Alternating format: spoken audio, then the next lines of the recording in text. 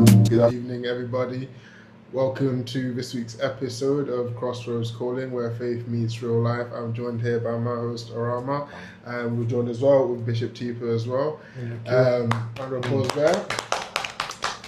Today, we are going onto the topic of relationships. I know that's such a broad topic, such a broad thing, and we're going to get into it, and we're going to go and explore different questions that are on our minds, but maybe on your minds as well. And hopefully that opens up a conversation for, further topics we can go into in the future. Yeah? No. I mean, I'll just kick off. You see, the thing with relationships is that you have them with so many people. Yeah. There's 8 billion people on the planet. That's a lot of people. I don't think we can comprehend how many people 8 billion really is, but the fact that everybody has a different relationship with each person, it's all complex and unique, and to try and generalize that, to me, I have never understood trying to generalize a relationship, but you know what? It all comes down to behavior, I guess. Behavior is predictable. Human beings are more predictable, and I think they'd like to think. Relationships are essential to life. Let's get that straight. Yeah, relationships are essential to life, and it's in the word. It's all about your ability to relate with others. You know what I mean? You can relate with people for many different things. You can relate with people just off skin tone. You can relate with people off of occupation, profession, all these different things as to why you and the people can relate. We relate over football. You know what I mean? There are so many ways you can relate with people. But at the same time, relationships are a very difficult part of life. Very difficult part of life. What I've found in my 23 years of existence so far is that your relationships with people change throughout the course of your life. There's no one set rule book for how a relationship is supposed to go with one person. Everybody's constantly evolving, constantly changing. And with that, your relationships change. The people that I was perhaps maybe closest to in primary school aren't the people I'm closest to now, because we've changed, I've changed, environments have changed us, and so many things affect relationships, but they are truly, truly, like I said, a beautiful part of life. But for most people, they've been asking from the Q&A that we did, is that how do you navigate relationships with people who necessarily you might not relate with? Yeah. Because at the end of the day, you've still got to have a relationship. So how do you navigate that? Yeah, I think it's a very, very practical topic, but also it can be a sensitive topic if one does not have the understanding of what a relationship is and why it's so important for us to relate. We relate because God created us human beings as social beings. Yeah. We are in societies all the time, starting with the family, which is your own society. Then there's a larger society out there, maybe the extended family itself, and then the community you are living in or you are learning from. If you are in school, your school community, college, uni, and what have you, the workplace community, the marketplace community, the business sector community, industrial sector, commercial sector, wherever you are operating and fulfilling your profession. All those are places of relating one with another if things have to go. The church community, the first community, whatever. So relationships are, as you have put it, a daily part of our lives. But where now it becomes so sensitive is how you can identify proper relationships that you need to have in this life. People outside your local unit, which is like your family unit, your house, where you are working, where you are schooling, but others outside that circle you have to relate with and move with, because to relate means to coordinate in a cooperative manner, to move together, to work as an accordion, in unison with somebody who you want to be placing your steps in the same place together as you move towards destiny or you move towards your future and what have you. And that's where it takes us also to the people that matter in your life are people who are going to stay with you for a longer period of time. And at the end of it all, we can't avoid it. We are going to speak about whether you call it boy-girl relationship, male-female relationship, even marriage itself. It's a relationship that starts with two people, but you need to be a person who understands why relations, what's so important about relating well with one another, because relationships can be there, but we also need to emphasize the need to relate well with one another. And as well said, I think both of you relate with some people for a time, for a season, for a period of your life. Maybe you were young together, you were in the same locality, in the same school, in the same location, in the same parents' circle. The parents were relating, you were forced to relate with somebody. But then when the parents are not relating, they also force you not to relate with them. It happens. And then so on and so on. So it's a process that you learn, you grow into, until you come to a place where on your own, you can know how to relate or what to relate with, and what have you, as you are going to make choices one day that will impinge on your success, a successful future, good future, family-wise, or occupation-wise, and maybe service-wise or ministry-wise, whatever you may call it. It all hinges on how you relate well with others. So it's a big, big topic, but we'll try to zero into many key things, because I'm sure many young people also want to know about maybe the area of boy-girl relationship, male-female relationship, and even some of us who are now mature, who are married, and how did you get there? What happened? How did you connect? And how did you know to choose from the 8 billion on the planet? This is the one. This is this is the best, because many people tell you after choosing today, after 2 weeks, after 4 years, but your friend, so that's why I'm saying it's a very crucial decision in life that you have to make with serious considerations, that I am settling for this, and it may be for my whole life, for my lifetime. And for us believers say, until death do us part. And those are not simple decisions, and what have you. Because let's face it, even with your own brother, your own siblings, your own sister, whatever, in the house, once or twice, maybe you rub shoulders in a rough manner, and you don't want to see each other, don't want to speak to each other. What more? Somebody who has come from there, from the multitude of 8 billion, with a different background, different understanding, for you to relate well and come to a place where you now merge and you are just working in unison. It's not as simple as it looks on the surface, but to me, I would always say, it matters how you began and how you grew to get to the place of making a decision. It's all a question of when you are making the decision, when you mature enough to realize the seriousness of the decision you are making, the agreement, the contract. Because, brethren, this is more than a contract, it's a covenant. Now, so many people out there should understand that when we came to a certain place, when we are looking at your future in terms of marriage, it's more than a contract. A contract you can tear apart. A contract you can go and be trained and go and receive a certificate that I am fully certified to deal in this area. This is my certificate. But this covenant, you get a certificate before you have even gone into experience. That's how serious it is. The certificate you are given on the day somebody says, I do, you are given a certificate. Many of the things you get a certificate after you have passed the exams. This one, before you have even passed the exam, a certificate is in hand. It's a difficult thing, because it's a covenant. And it's a spiritual thing, that so to say. So you need to go into it with maturity, with understanding, but also with courage and boldness to know I've made this decision for myself. You don't want to say the woman you gave me. You should be saying the one I chose from the 8 billion. So let me stop there. But it's a wide topic. We're actually going to get into it. We're going to get into it. I would say that, so with the issue of relationships, I think, the main thing to focus on is the boy-girl. Because when we talk about relationships in general, like I'll say, friendships, I don't really feel like you need to give someone a guide on how to make friends. It's so much of a natural thing, you connect with somebody, you just bond, friends, easy, stuff like that. But when you talk about boy-girl relationships, I think that's where it gets really confusing for a lot of people, because they don't know where do you even start. Where do you start? And like you said, there's 8 billion. Yeah, literally. And I think the main issue is that people have too much choice.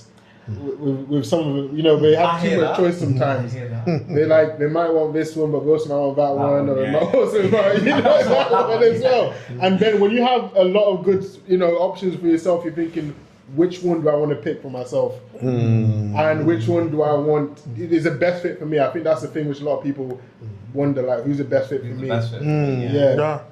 I think there's a lot of the way I approach relationships now is that I need to be able to understand that I can develop a life with this person. Yeah. If that doesn't enter my consciousness within our first few interactions, I don't think you have a great chance of getting a relationship out of me. The problem is, I think what you said is that there's 8 billion to choose from, and that's a lot. But then I think it comes into what you were saying, Bishop, about discerning, being mature, and all those other factors. The stage where we are at as young people, especially now, I can, as soon as we're done with this podcast, I can open up my phone, go on Instagram, and find somebody like this. No, this is just people are doing. And the thing is, I don't think we were ever supposed to have access to building a relationship like that. That to me, that doesn't make sense. But that's what many people are doing. That's what people are doing. But you don't know the person, and you don't have a proper perspective of their background, where they come from,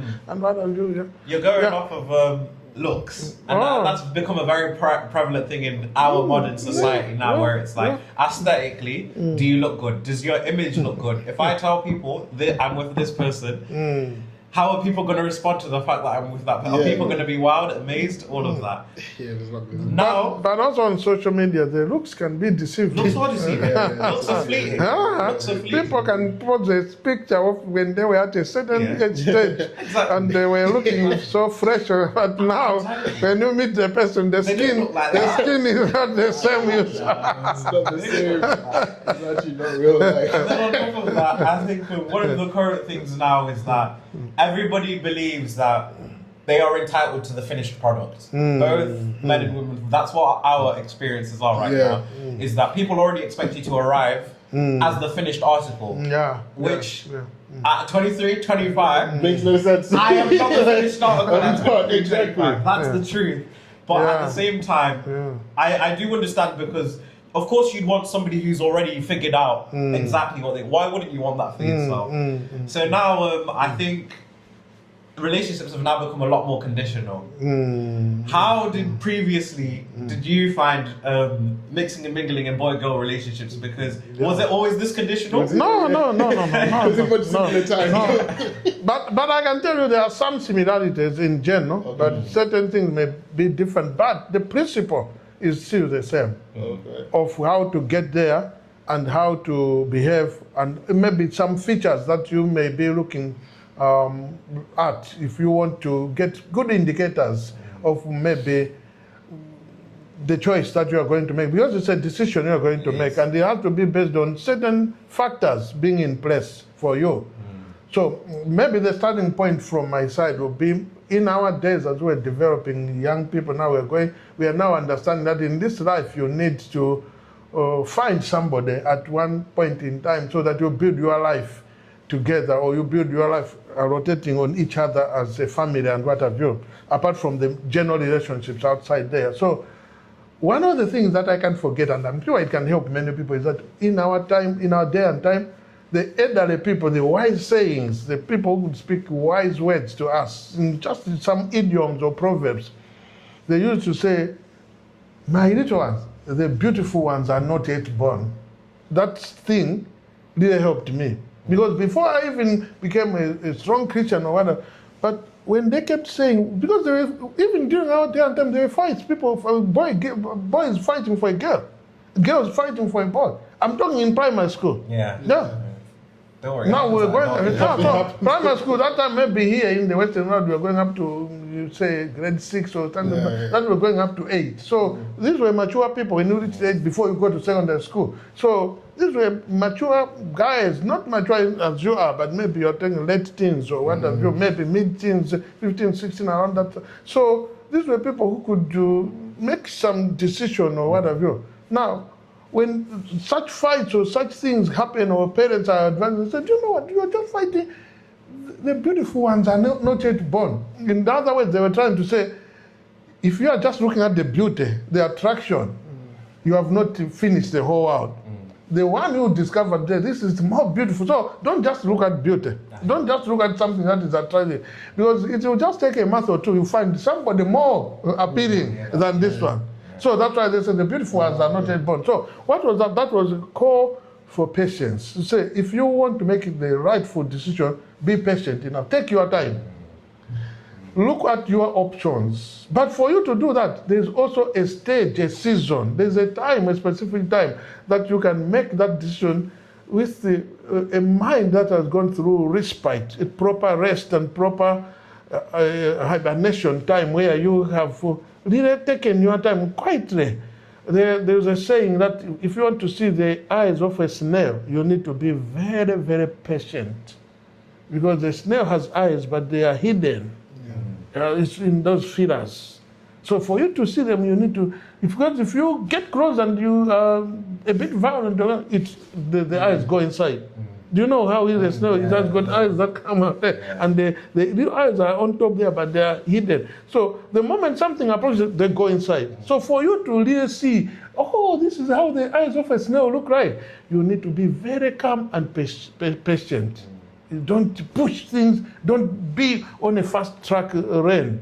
Be somebody who will be taking one day at a time. So you can see that the talk was to be patiently observing certain things, but taking your time and go to make that decision when you have ripened, when you have really grown to a mature age where you are saying, I have finished my studies. I don't have much on my mind. I have worked on myself to this extent that I can give myself and my time to somebody, and that person can benefit. I have a person I'm relating to or with. Not somebody who will say, oh, no, my dad is coming and is running away. Oh, my mother. So even though you are at a certain age, like you are in the uni, you come to a place where you can relate with your parents. You say, Dad, I found somebody. And the dad can say, oh, who is it? And what have you? The mom can say, oh, who is she? And that, because you are at a mature age that they know this person is not just looking at fun or whatever, but is looking at his future, his destiny. It's somebody who aligns well with his desires in life, his the perspective he has of his future and the dimensions of life he wants to scale up to, whether he wants to go for further training, for do this, the profession he has taken, combining with what the friend is doing, it will still match well. It doesn't mean that if I'm a nurse, I need to marry a nurse. No, you can marry somebody in another, but you're still in an area of interest. You say, to me, there's no problem. I can wait for you. If you work nights, I can be home with the kids. So you see, you integrate a lot of factors in order to accommodate each other in that relationship. So the challenges were there.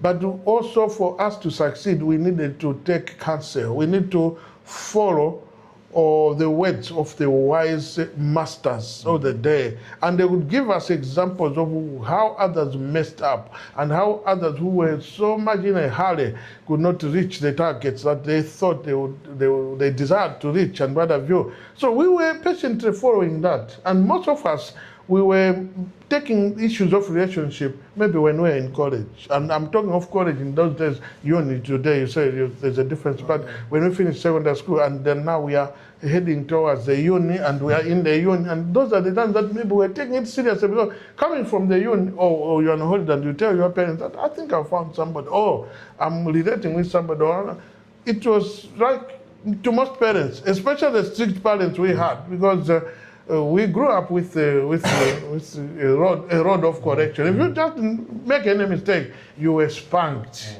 I mean, here you cannot do that in the Western world. But so you grew with parents who were so strict, sometimes over strict, if I can use that word. But you see, there was an age you reached, it was even coming from them. Yeah. Where you are going there, I know many people study, okay, concentrate and focus, but if you find a friend, please let us know, because it has to be a reputable thing. You've really gone far, you've come a long way. We want you to end in a good pot. We want you to do a reputable thing, respect us, respect the other side. So if you find a friend, don't just rush into but finish off your union properly, get your degree, she gets hers, and what have you. So all that was talk that was coming to, like, not pushing you, but to say, I think you've reached a stage where you can decide, you've seen life. You've seen quite a good side of life to make a decision to discern between right and wrong. And the choice is yours. And that was very clear, that the choice is you. It's you who choose. I mean, Olama may be looking for somebody tall. Joe is really interested in, I like short people and dark skinned. No, it is yours. Beauty is in the eyes of the beholder. So the choice is yours. So it came to a point that you reach a stage where you know that the parents have given me like a free will and secondly, whatever decision I make, they will respect because it is lining up with maybe my desires, my profession, or what I'm just happy about and what have you. And even if I'm to relocate from where I am with the parents going somewhere for the sake of merging with the person who is going to live with me for the rest of my life, that was okay because you had reached that stage where people say, no, he's of age. She's of age. She can make a decision. And so let me start like that, but we'll go into the nitty-gritties with the questions. But I'm just giving you the environment, the atmosphere. And I believe, even in our day and time, some of those things are there. They may differ here and there, but also, like if you look at today, many people get to the union at a very tender age. They get there maybe faster than maybe we were doing that time because we're 8 years in primary school. Some of them maybe they stay longer in kindergarten. When they're going into primary school, even from what we're calling year one or standard one, is like a big boy, a big girl. And to finish 8 years in primary school, go for 4 years in secondary school, along the lines maybe repeat. That time people are repeating a class. You didn't do well, you're going to repeat and what have you until you finish. So by the time you are going to the uni, you are talking for somebody who is much older. But these days, the challenge is that sometimes you don't even have to repeat. You just have to perform well, and then you go and you get to the uni maybe much earlier than what have you. And I'm not saying that you cannot make a decision, but you see, you become maybe more intelligent earlier than these ages and all. So we cannot put like a marker to say you have to be at the age this what or what have you. We can just say it's a time and phase of your life where you can really focus on what you are trying to do, or you are so mature enough that you can handle, you can multitask. You are going into a relationship, maybe you're still studying. You're going into a relationship, maybe you're still bothered about an exam, a major exam to undertake in a year's time and what have you. But you see, people can handle that because we are in a different generation altogether. So there are certain things that we have to tweak in when we are also counseling people today, and also understand when you are dealing with people. You can't just say, no, you're not there yet. You can't do that. I got into marriage when I was 46 years. You are just 16. No, you can't do that to this day because the maturity levels and stages are different. But also, as we say, people are moving faster and people are growing faster and maturing faster and what have you. So all that has to be taken into account. Definitely. Okay, I think a couple of things on my mind. I spoke at length the day, but so that I should provoke you so many. So please be free to ask any question. Okay, the first point I want to make is I think when looking for a partner, there's two categories things I'm looking at. First of all, how compatible are us two together, the individuals of us? How compatible are we? Do we get along? Do we have similarities? Like just how we relate there. Then I look at the bigger picture at large. Okay, now how does it look like to the wider community? Can I bring you around family and friends? How do we look to the public as inmates together? Can I see future with this person? Culturally, do we relate culturally? I think that's a big one for me culturally. Because I think for me, like my wife needs to be able to cook and simmer for me. Naturally, that's so ridiculous to say that. It's not ridiculous. Like, I need that to be. That's something for me, and like we need to be. So realistically, I'm looking for somebody from a similar background. You know, that's one thing. But I think those are two things. Like, how do you relate just the two of you, and then how do you look publicly? Like, can I see you getting along, integrating in my family? Can I integrate in your family as well? Because it has to go both ways. I think that's something that I look at. From my experience, compatibility just comes down to how much time we spend together and the different sort of scenarios we go through in life. Like, have you seen me at my happiest? Have you seen me at my saddest? Have you seen me in different scenarios, high pressure situations? Have you seen me in a situation where the stakes are really high and I have to deliver?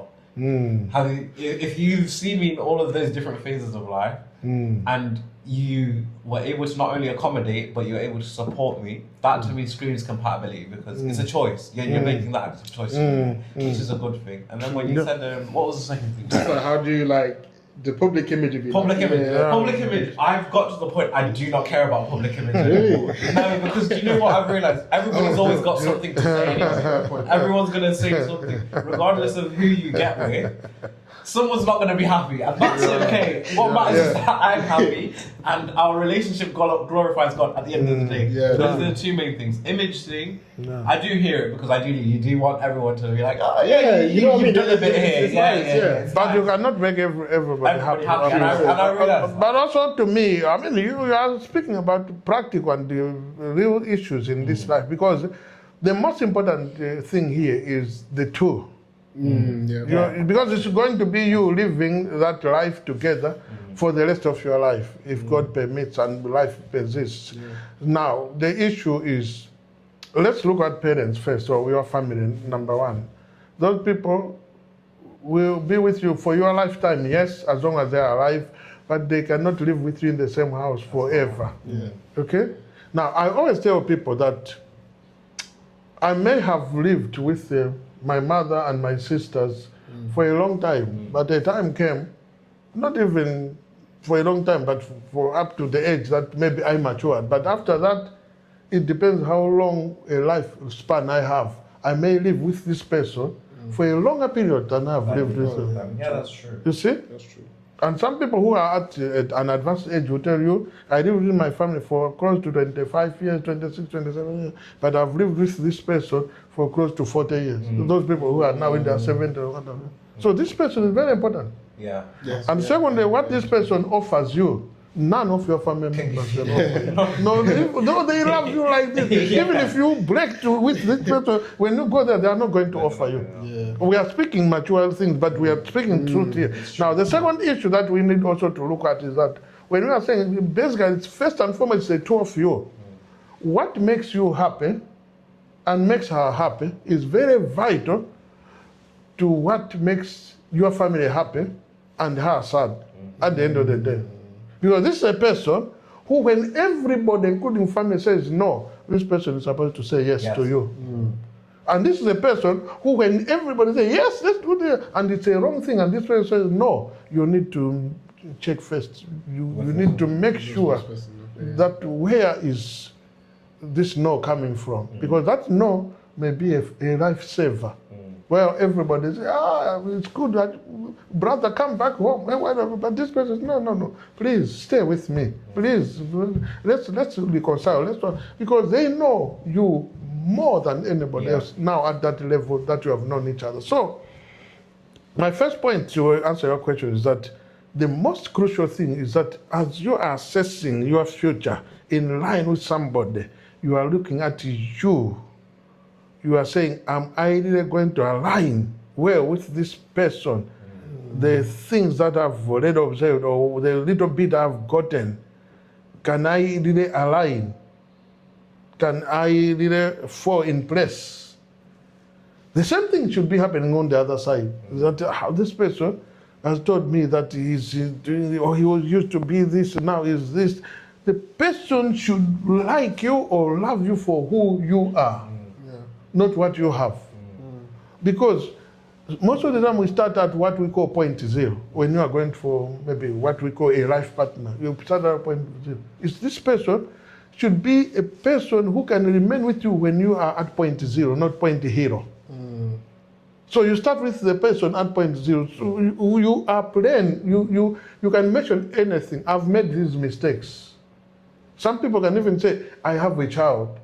Or I did this to another person, and this has put me in a problem. Because there may be a condition in your life or something that may resurface one day or what have you. And this person will tell you, do you know what, Oram? Do you know what, Joe? It doesn't matter.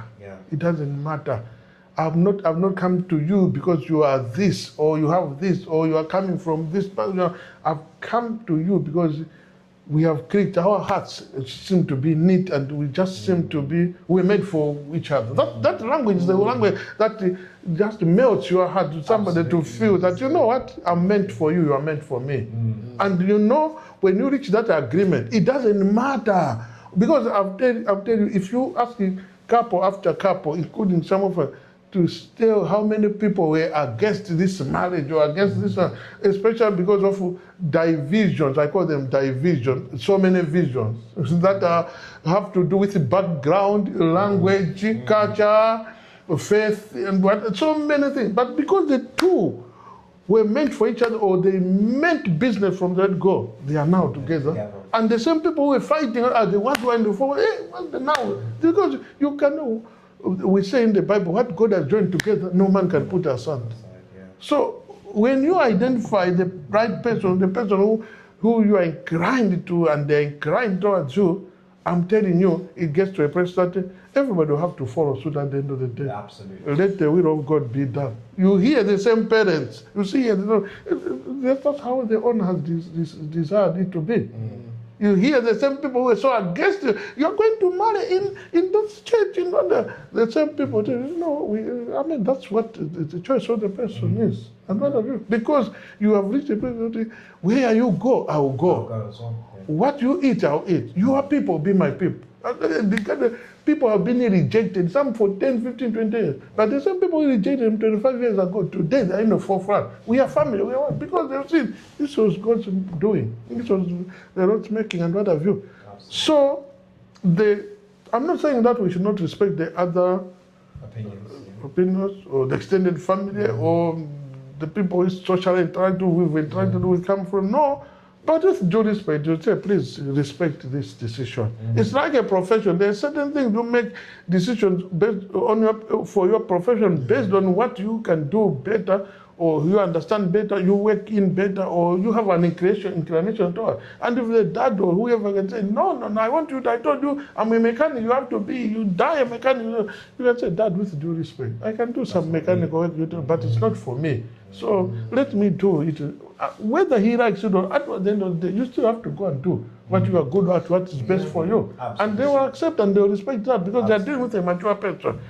So to me, all I'm trying to say to you is that, you know what?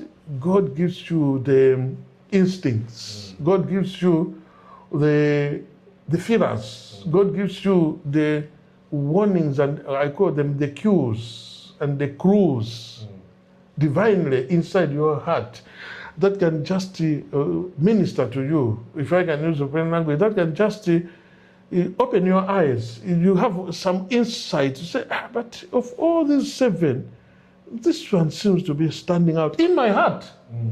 Not what my friend is telling, because your friend can be, hey, I think number 1, that one. Beauty contest. In beauty contest, everybody will say, but that one's slim. But you see, in your heart, you say, you know what? There isn't any lady here, apart from in the dark. And people, but what you have seen, nobody has seen. And what you have seen is from your heart. I like it when I read the scriptures, like 1 Samuel 16, verse 7, where Samuel was going to anoint the next king of Israel. He was looking at these posture looking and plump looking and the master looking sons of Jesse. 7 of them posing, and it was like a catwalk and beauty contest. And say, hey, this one, the Lord's anointing. God said, Samuel, you are looking at the outward structure, you are looking at the physique. God does not look like that. God has rejected them. Another one, but this one looks, no. God looks at the inward position, the inside. And God had a man after his own heart, and he was in the bush. But later on, when the person came and people saw what God could do with him, they said, hey, God's eyes, they are in the heart. So when you are getting there, know that you use eyes of the heart. But from the other side, the same thing. The way I've seen God operating all these years, and I've heard testimony, I've seen, it's different the way God will lead you to get yours. Different the way God will lead you to get it. But you see, the eyes of your heart will never deceive you. Because the outward will show you the true picture of what you want to see or what you are seeing. And when you are making that decision, he can be against, I've seen friends who told each other, said, you know what, friend, we've made our decisions, but let's be honest with you, your decision is bad. No, I can tell you. People who have told each other, like you are very close, my friend, let's be honest with you. It's not actually, it's not registered. Let me tell you the truth. It has happened.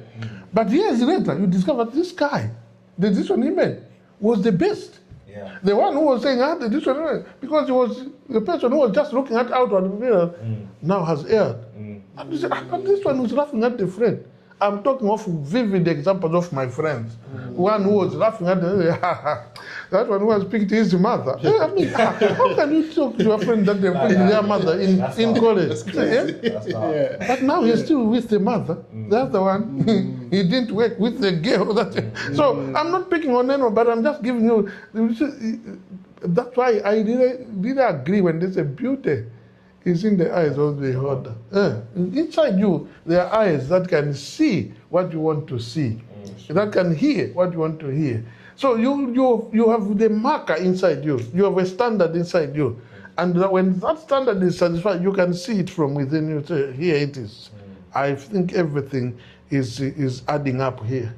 The points I've ticked inside there, this ticks every box and what have you.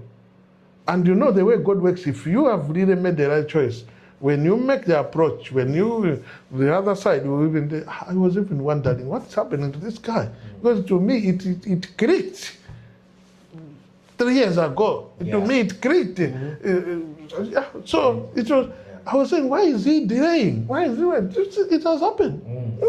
So what I'm trying to say is the issue is that God will give you your heart's desires. He'll give you according to your heart's desire. He'll grant you according to the desire of your heart.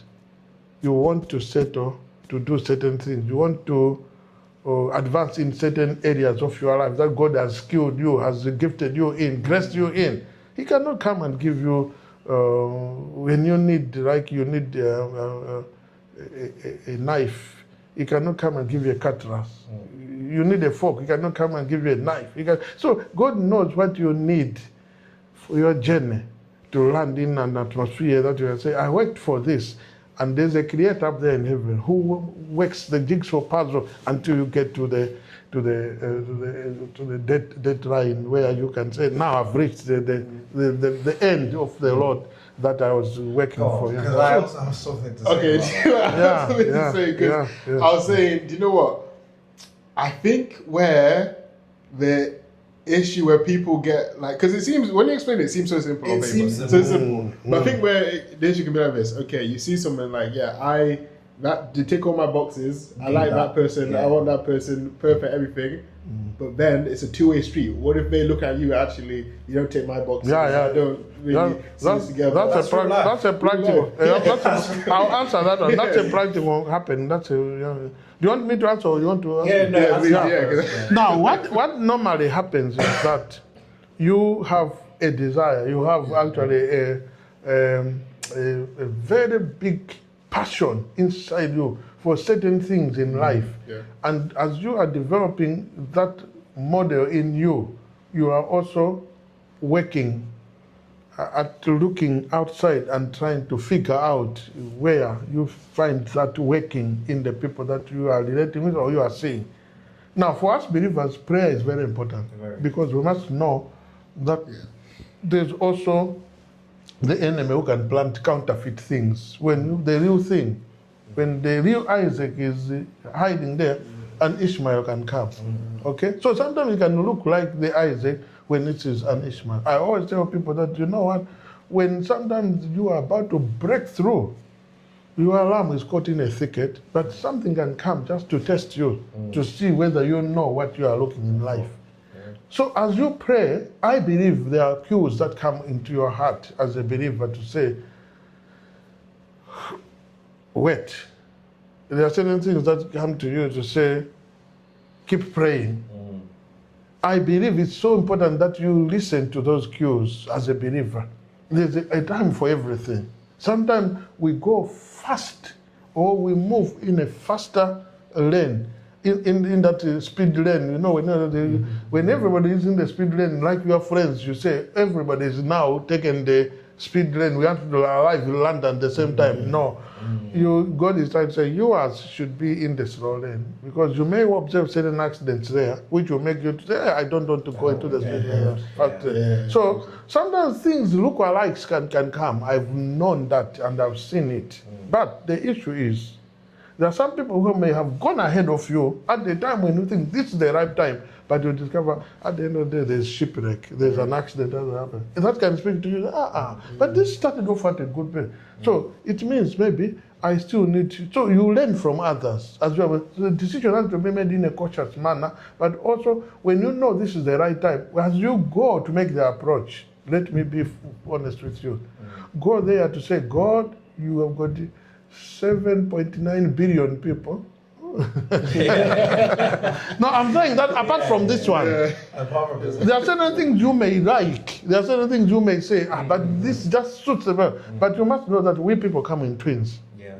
If one twin does not do the job, the other twin is waiting. Yeah. So we were taught that, and do you know what? Everything you require in this life has got spare parts. There's a twin. If this that we thought was the original is not showing up and maybe bring out the results you thought were the original, you still have time to say, no, God, if I may have maybe just looked at something that would bring the real issue, bring the real thing and what have you. Now, every time many times people have erred is when they put all their eggs in one basket to say it's now or never, it's you or no, don't be suicidal. I'm telling you, there are 7.99999 billion others. Yeah, even many billions who are better than even what you are crying for today. Yeah, don't cry over spilled milk. If you go there, and I'm telling you, during our uni time, I remember one brother who cried a lot. No, Bishop is real though. He cried a lot when he came back from those female hostels where he went, because everyone was beating each other. But it's my time now. I'm going to meet her, to speak to her. That time we were saying to hook her. That's what. So I'm going to hook her or to catch her. That's what we were saying. And the brother, he tried several times, and the brother cried. But now, the brother is happily married, and the lady who went into a marriage that was polygamous. It was polygamous. Yeah. So she was the second wife. There was like 3 of them. It should be up to now. Wow. Now, so what I'm trying to say, sometimes it's not your fault. Yeah. Sometimes the way somebody is looking at it, their eyes have not been opened. I believe today that lady, looking at how this brother and his family are doing well, would want to, if I had accepted her. So sometimes it's beyond you. But you have done your part, you have done everything. But you know what, you never get it wrong when you pray and you are standing on the premise that whatever happens, God has got better options for me. But it's still not wrong to try your luck. Let me use that word. Don't be brave enough. It's a bold decision. You are at a mature stage where you believe that I believe in my, let's use word instinct so that we can apply it to everyone. I believe in whatever I feel prompting me inside, that I am really prompted towards the right direction. This is what is going to make me happy. Mind you, you're going to get somebody who wants to make you happy. You're not just going there for fun. So if you do feel this thing is going to make you happy, why not? You go and say, my dear, this is it's up to you. You pray, you let me know. If it has been not revealed, then maybe give them time. Sometimes we so push it, later on the person, now I've realized. So it is a question of knowing that this is a crucial decision in life. If I get it wrong here, it may be wrong every time in my life. But even if things do not work here, I always tell people that the mistake or the anomaly or mishap you may face now may not be a national disaster. No. Yet, if you make a mistake and you take something that is wrong, later on, after 4 or 5 years in your marriage, it can become a national disaster. So it's better to get into a situation where you are frustrated or it hasn't worked, but it is local. It's only contained between you and or a few friends. But there are certain things, when you have now settled, everybody knows, 12 years later, things things have not worked. National disaster. So I always tell people that as long as you don't enter into a national disaster, it's not wrong to try your luck. When you feel you are ripe enough, you've reached that stage. So, but 3/4 of the time, I can tell you 90% of the time, if the Lord is really leading you and you have waited and you reach that age, many of the times that when you go there, you succeed. So believe my word, and when your time comes, you will come back and say, Bishop, You just come and hold my hand. You won't say a lot. Yeah. You won't say a lot because she'll be beside you. Say, Bishop. When I say, Bishop. Even when after officiating, your mind, when I say, the way you will be shaking, you say, Bishop. It is done. So I'm telling you, gather up courage. To the young people, I say, gather up courage. When you feel you have reached that stage and you feel the prompting, the instinct inside you to say, this is the right time and this is the right choice, don't fear. Because the other thing is that many people are hiding under the cocoon of fear and being indecisive when they need to be decisive. Because I like Proverbs 24:16, it says, a righteous man falls 7 times. But it does what? Gets up every time. Yeah. Do you think you can propose 7 times? No. I hope not. No. If you are really serious and you have taken your time, you can't go beyond 3 times. I don't even think you can even go to 3. Ma'am, you are talking to people that maybe just got it right and what have you. But I'm telling you, many are the examples of people who said, I've held this for quite a long time, or for months, for maybe a year, for a while. And they know that if this thing has not gone away from me, this thing is real. So sometimes it's good to give yourself that test and to put yourself in that tight corner and hold yourself and say, I wait for the right time. But at the right time, we go, I'm telling you, you just discover somebody. Where were you 3 years now? I was now looking elsewhere now. You see? So what I'm trying to say is that it's a bold step, but you have to be decisive. Yeah. But I can assure you, when you do everything well, you will not be embarrassed in this life. I hear that. Yeah.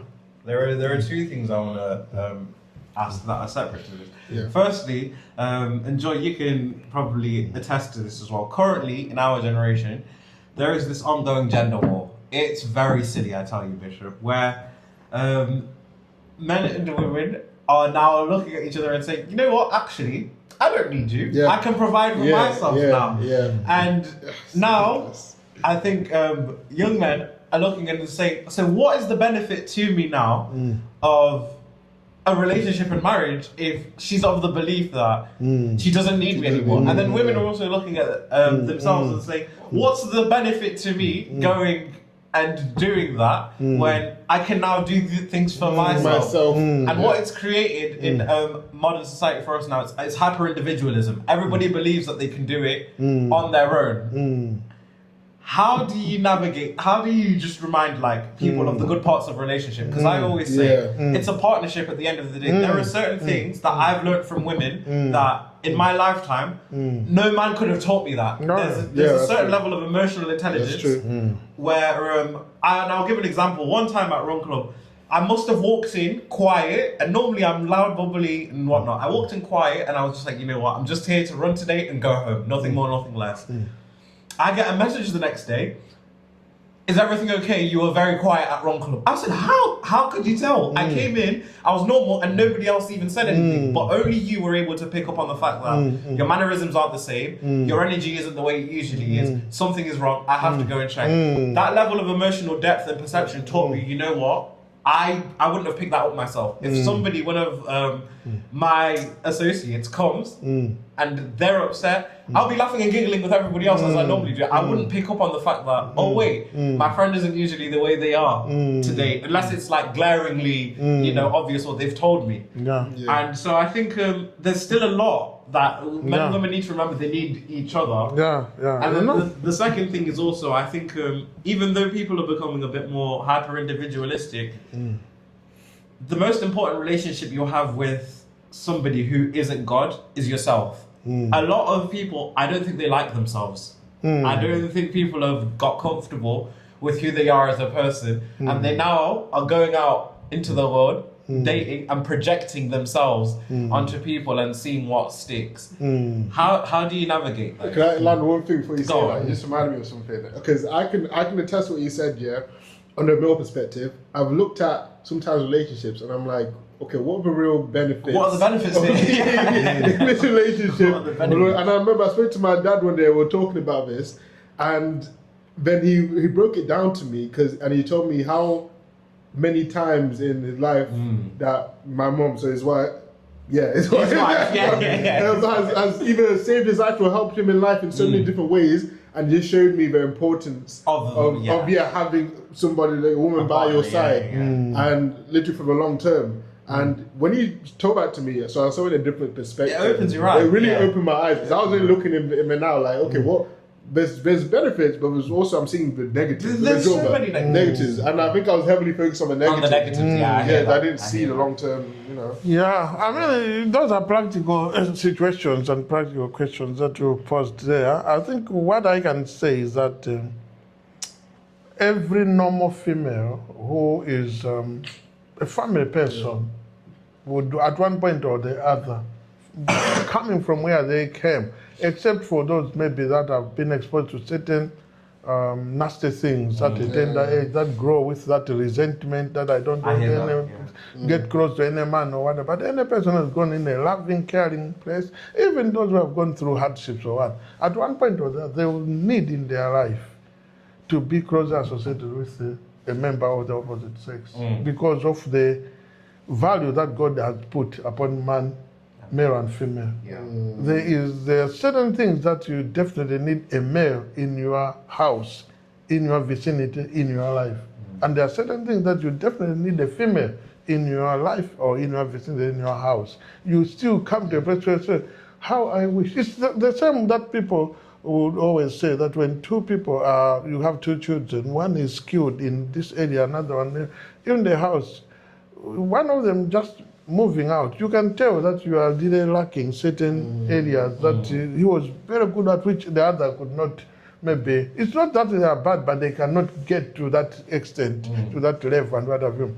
Now, when we're talking of male and female, this is deeper than that, because God created everything in creation. He saw it was good, everything good. But the moment He made man in His own image and likeness, man would be thinking like Him, who would represent God. When He looked at him and said, oh no, it was not good, that man should be alone. This is a creator. Now, when you go back to that and then you come to our current day, it just takes a woman in your house, you're both with parents, I don't know. It takes your mother moving on a trip or traveling for some time that you can know that with dad around, home is not home. I mean, I'm just telling you from a distance. I'm not talking of the early relations. They told them, mommy has just traveled, and you can literally see that with dad around, we are struggling. The things I'm being asked to do, even in the kitchen, or to check for this, you can't even know where to find this spoon or what. Simple things or what have you. Now, it also takes one time, dad being away for some time, the way you see mommy struggling sometimes, maybe with certain things, maybe shopping, groceries, or one or two things that you take for granted. And these are the outside things, things you see on the surface, but it's deeper than that, okay?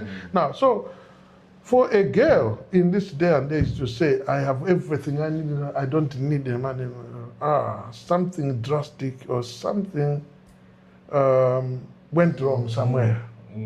For a boy, for a man to say, you know what, I can do it, it means they've been wounded. There's something that needs to be healed. It's not just a normal thing to say, because at one point or the other, people come to your house, people come to your aid, and people will try to rescue something, and they'll ask you, are you married?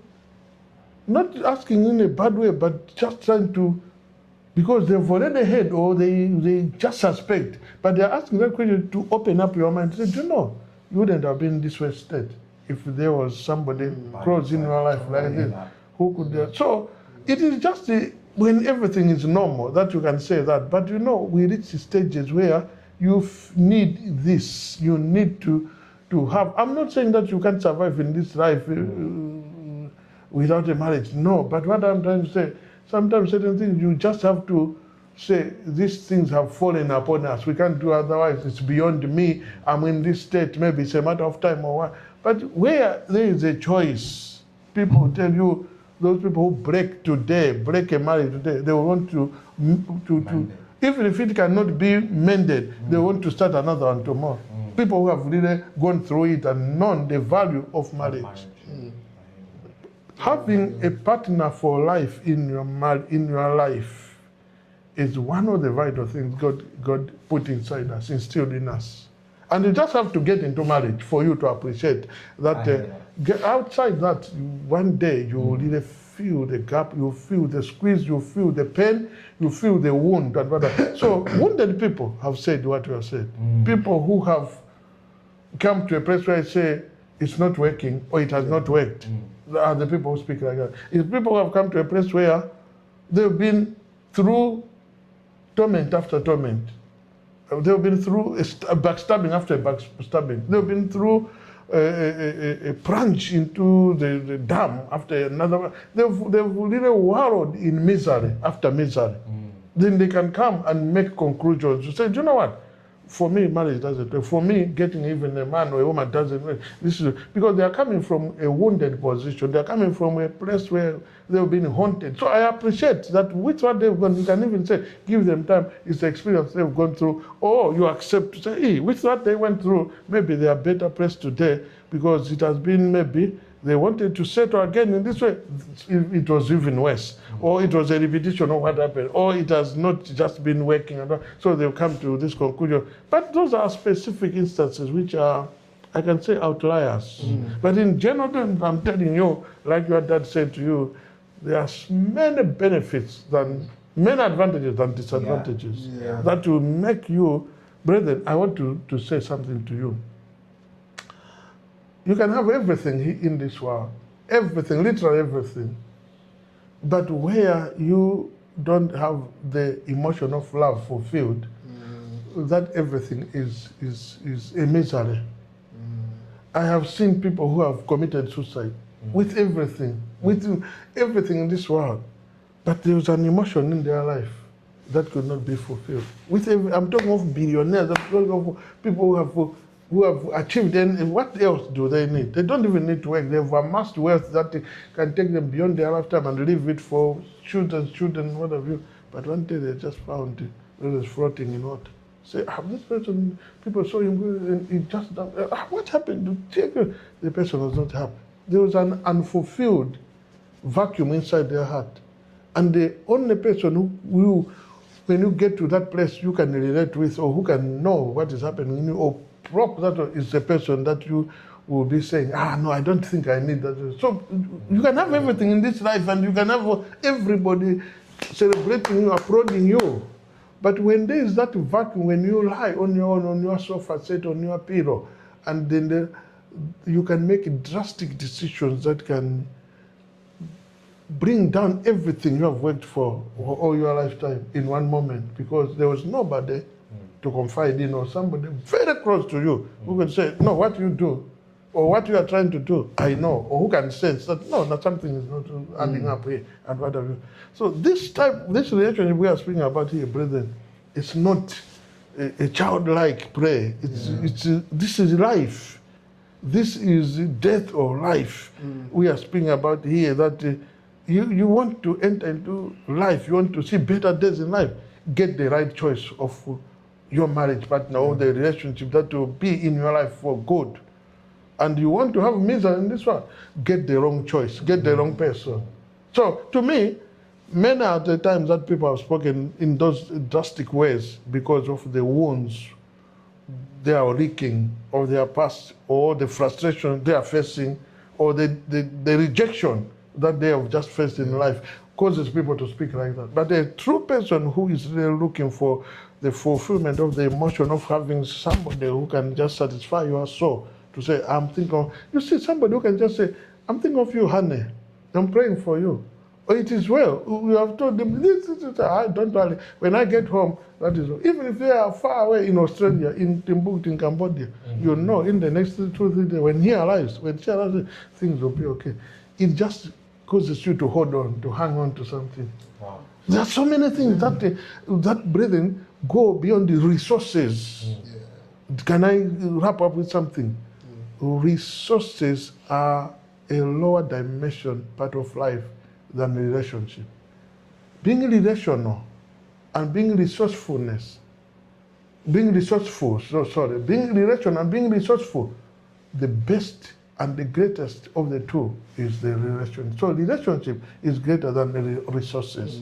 I can be so resourceful, but not being relational. I'm not going to amount to much. I'm not going to live any acres. Resources have not built any acres, but relationship. Being relational or being good at relationship is much more powerful and greater than a resourcefulness. And if you go and study in life and many things or in the Bible, you will discover that the relationship is much, much far greater than the resourcefulness.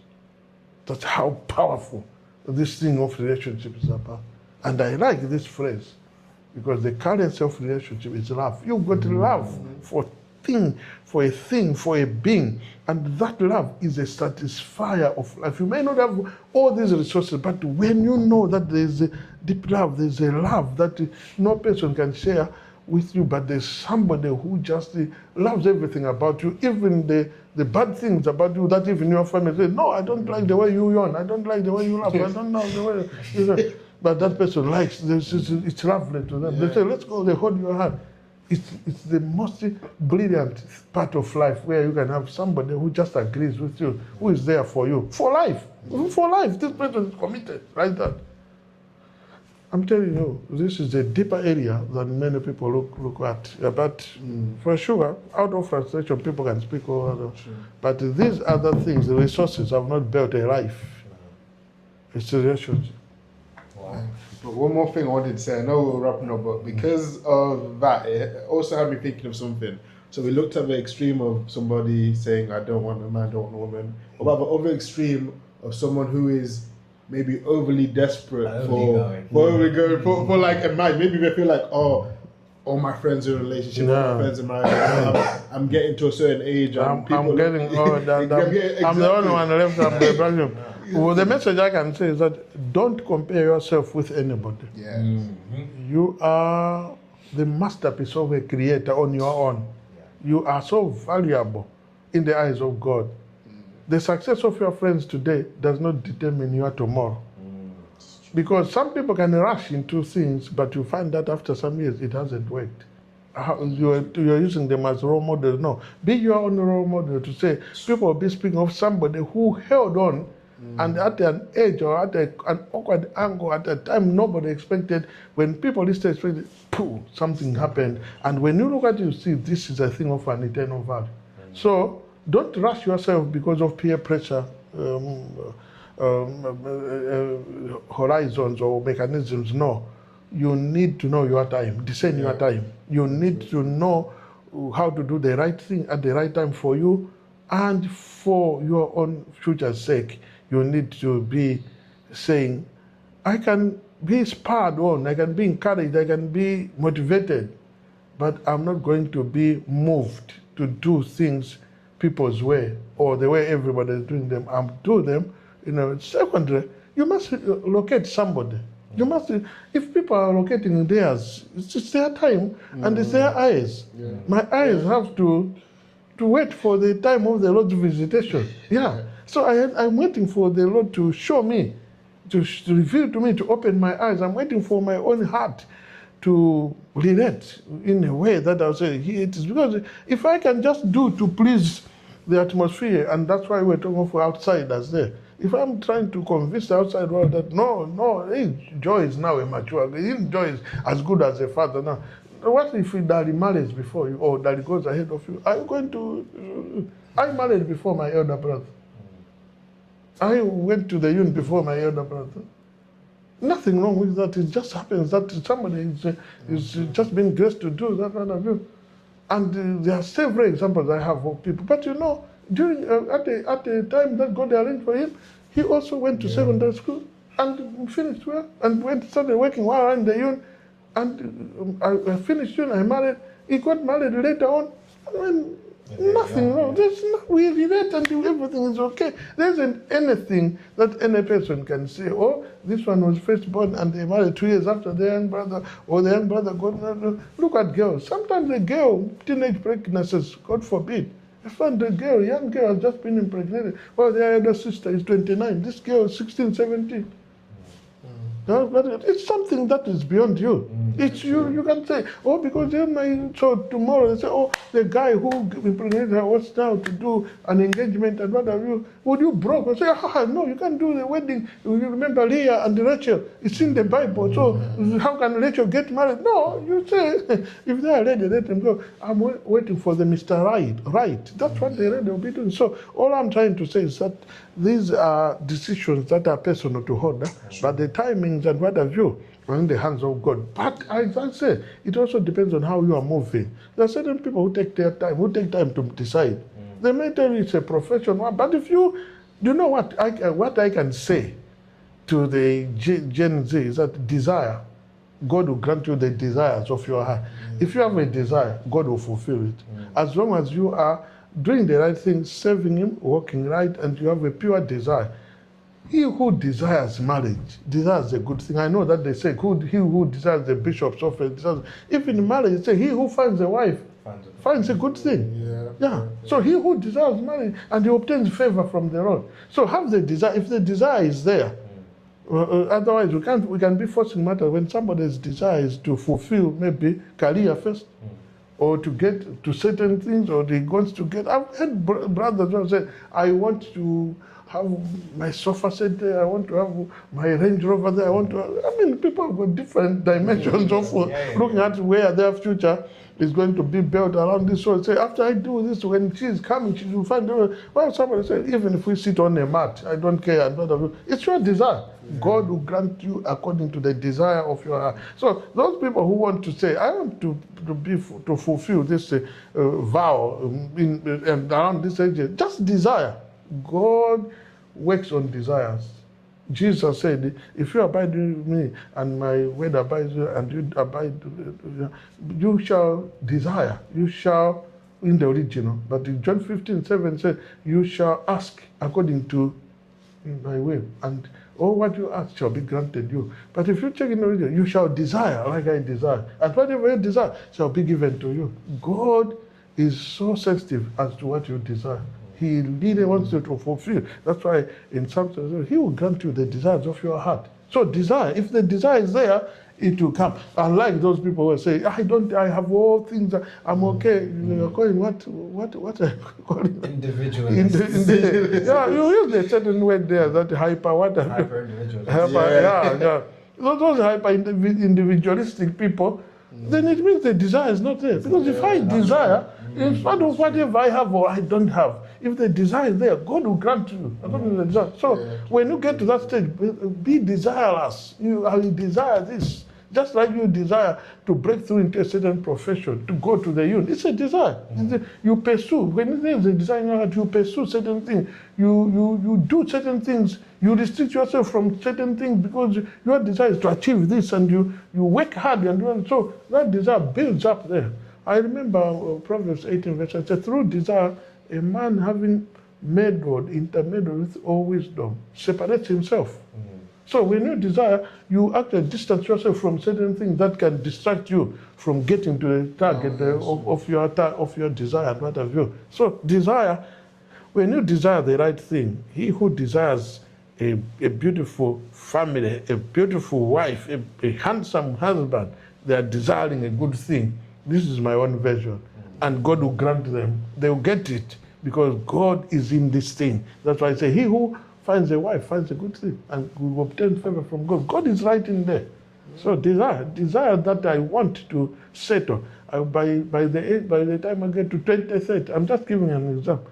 Let's not just be talking of politics. When you get to 2030, our president will know. Desire that when I get to 2030, I'll be a father, I'll be a man in the world, I'll be a desire. God will honor that. And once you desire, you start working towards it. You separate you from certain things. You don't indulge in certain things. You want that person to be attracted to say, he is a good man, he is a good woman, and what have you. So there are certain things that you do right to make sure that even on the other side, it should be appearing that he is a Mr. Right, he is a Mrs. Right, and whatever.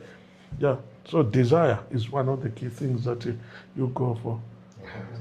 Thank you. Otherwise, you'll be hyper-individualistic because your desires are on the materials and self and all that. And if you desire this good thing, you have to be appealing. You have to be appealing.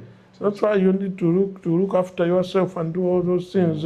Otherwise, you won't be appealing to somebody. They'll see, say, yes, that person, but it's not appealing here.